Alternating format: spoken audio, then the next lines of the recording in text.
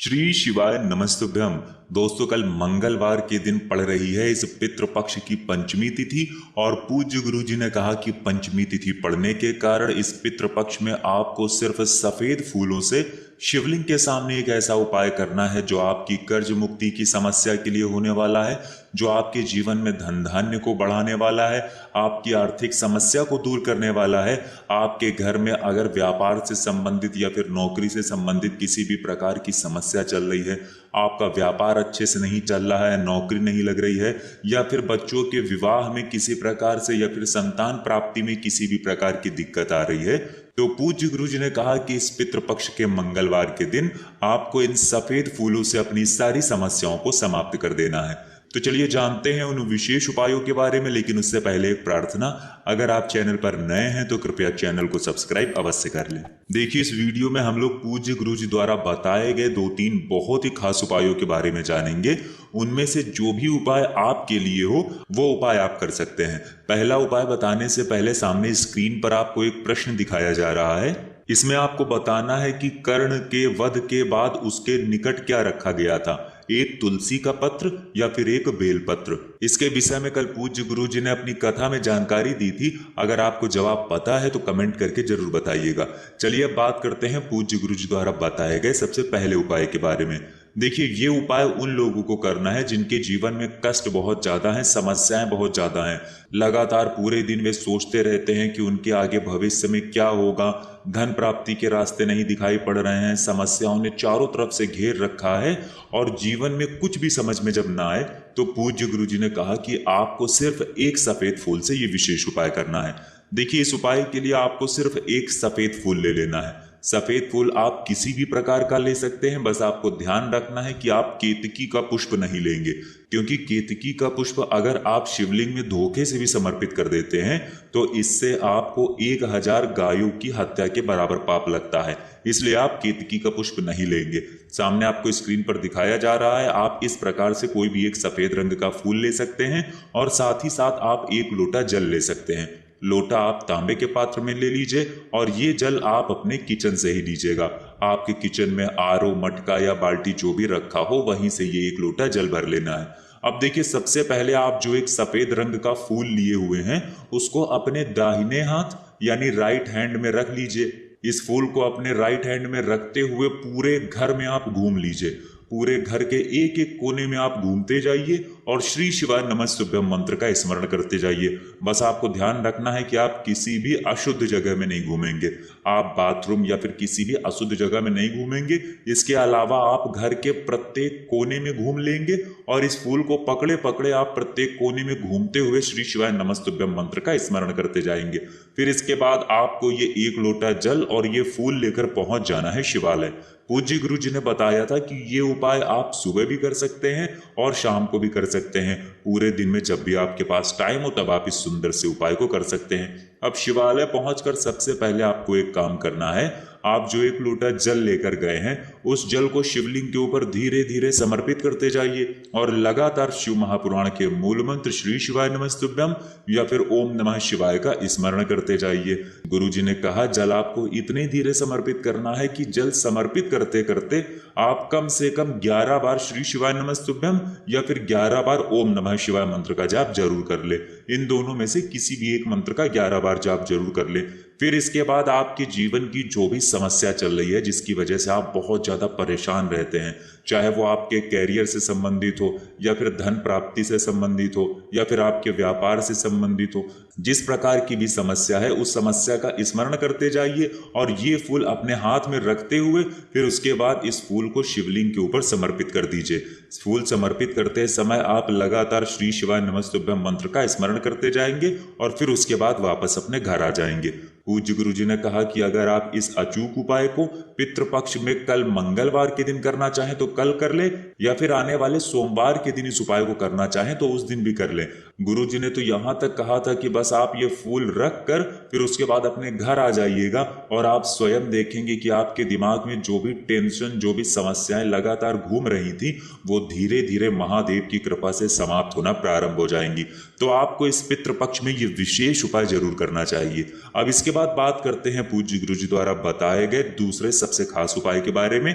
ये उपाय उन लोगों को करना है जिन्हें अपना व्यापार अच्छे से चलाना है, व्यापार में आमदनी नहीं हो पा रही है और लगातार खर्चे बढ़ते जा रहे हैं, या फिर कई बच्चे ऐसे होते हैं जो लगातार मेहनत कर रहे हैं, बहुत मेहनत करने के बावजूद भी उन्हें नौकरी की प्राप्ति नहीं हो पा रही है, कुछ लोगों को धन की प्राप्ति नहीं हो पा रही है, वे अपने जीवन में धन प्राप्ति तो करना चाहते हैं, बहुत मेहनत भी करते हैं, लेकिन धन प्राप्ति नहीं हो पा रही है, या फिर आपके जीवन में संतान प्राप्ति से संबंधित समस्या चल रही हो, या फिर आपका विवाह नहीं हो पा रहा हो, किसी भी प्रकार की अगर समस्या चल रही है तो आपको इस मंगलवार के दिन ये विशेष उपाय जरूर करना चाहिए। इस उपाय के लिए आपको सिर्फ एक चौमुखी दीपक ले लेना है। ये दीपक आप चाहें तो मिट्टी का भी इस्तेमाल कर सकते हैं, या फिर आप अपने घर पर शुद्ध आटा मारकर उसका भी दीपक तैयार कर सकते हैं। बस आप ध्यान रखेंगे कि दीपक चौमुखी होना चाहिए। इस दीपक में आपको सरसों के तेल का इस्तेमाल करना है और इसी के साथ आपको 2 लौंग ले लेनी है। लौंग आप जो भी लेंगे वो फूल वाली होनी चाहिए, यानी लौंग पूर्ण होनी चाहिए। अब सिर्फ ये 2 सामग्री लेकर आपको पहुंच जाना है किसी भी हनुमान जी के मंदिर में। ये उपाय आप शाम के समय में करेंगे तो आपके लिए बहुत ही विशेष होगा। शाम के समय में किसी भी हनुमान जी के मंदिर में पहुंचकर सबसे पहले आप हनुमान जी के सामने श्री राम या फिर सीताराम सीताराम, इन दोनों में से किसी भी एक मंत्र का कम से कम 1 मिनट या 2 मिनट गुणगान जरूर करिएगा। पूज्य गुरु जी हमेशा कहते हैं कि जब भी आप हनुमान जी के सामने कोई उपाय करें तो सबसे पहले आप श्री हनुमान जी को प्रभु श्री राम के नाम का स्मरण जरूर कराया करिए। इससे हनुमान जी हमसे बहुत ही शीघ्रता से प्रसन्न होते हैं और हमारे विशेष कार्यों को, यानी हमारी विशेष मनोकामनाओं को बहुत ही जल्द परिपूर्ण करते हैं। तो 1 या 2 मिनट प्रभु श्री राम का गुणगान करने के बाद आपको ये चौमुखी दीपक वहीं हनुमान जी के सामने रखकर फिर इसे प्रज्वलित कर देना है। प्रज्वलित करने के बाद आप कम से कम एक बार हनुमान चालीसा का पाठ जरूर कर लेंगे। एक बार हनुमान चालीसा का पाठ करते हुए आप जो 2 लौंग लेकर आए हैं उन लौंगों को अपने हाथ में रखे रहिएगा और हनुमान चालीसा का पाठ कर लीजिएगा। फिर पाठ करने के बाद आपको ये 2 लौंग इसी दीपक में छोड़ देनी है, यानी इसी दीपक में आपको ये 2 लौंग डाल देनी है और श्री हनुमान जी से प्रार्थना कर लेनी है कि आपके जीवन में अगर व्यापार से संबंधित कोई समस्या चल रही है, या फिर विवाह से संबंधित समस्या चल रही है, और या फिर किसी भी प्रकार की संतान प्राप्ति से संबंधित समस्या चल रही है, तो पूज्य गुरु जी ने कहा कि आपको पितरेश्वर हनुमान जी से प्रार्थना कर लेनी है और अपनी मनोकामना बोलने के बाद फिर वापस आप अपने घर आ जाएंगे। पूज्य गुरु जी ने कहा कि अगर आप इस पितृ पक्ष में पितरेश्वर हनुमान जी के सामने ये विशेष उपाय करते हैं तो हनुमान जी आपकी मनोकामना को बहुत ही शीघ्रता से पूर्ण करते हैं और आपके जीवन से इन सारी समस्याओं को समाप्त कर देते हैं। अब इसके बाद बात करते हैं पूज्य गुरु जी द्वारा बताए गए तीसरे और सबसे खास उपाय के बारे में। देखिए, ये उपाय भी उन लोगों को करना है जिनके जीवन में बहुत ज्यादा संकट समस्याएं चल रही हैं, चाहे वो समस्याएं किसी भी प्रकार से संबंधित हो। देखिए, इस उपाय के लिए आपको 7 चावल के दाने ले लेने हैं। 7 यानी 7 चावल के दाने ले लीजिए, लेकिन आपको ध्यान रखना है कि चावल के दाने कहीं से भी टूटे हुए नहीं होने चाहिए, खंडित नहीं होने चाहिए। फिर इसी के साथ आपको ले लेने हैं 5 सफेद फूल। फिर सबसे आखिर में आपको 3 दूर्वा ले लेनी है।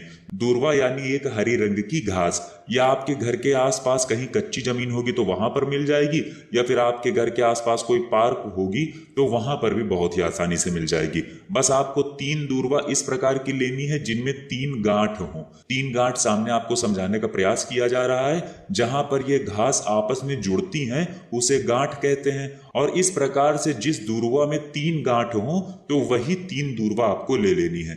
3 दूर्वा और ये सारी सामग्री लेने के बाद सबसे आखिर में आपको ले लेना है 1 लोटा जल। अब ये सारी सामग्री लेकर आपको पहुंच जाना है शिवालय।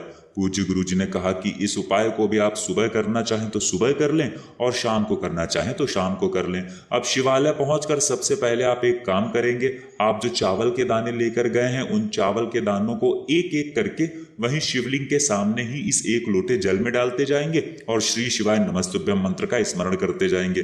फिर इसके बाद आप जो सफेद रंग के पुष्प लेकर आए हैं उनको एक एक करके इस 1 लोटे जल में डालते जाएंगे और श्री शिवाय नमस्तुभ्यम मंत्र का स्मरण करते जाएंगे।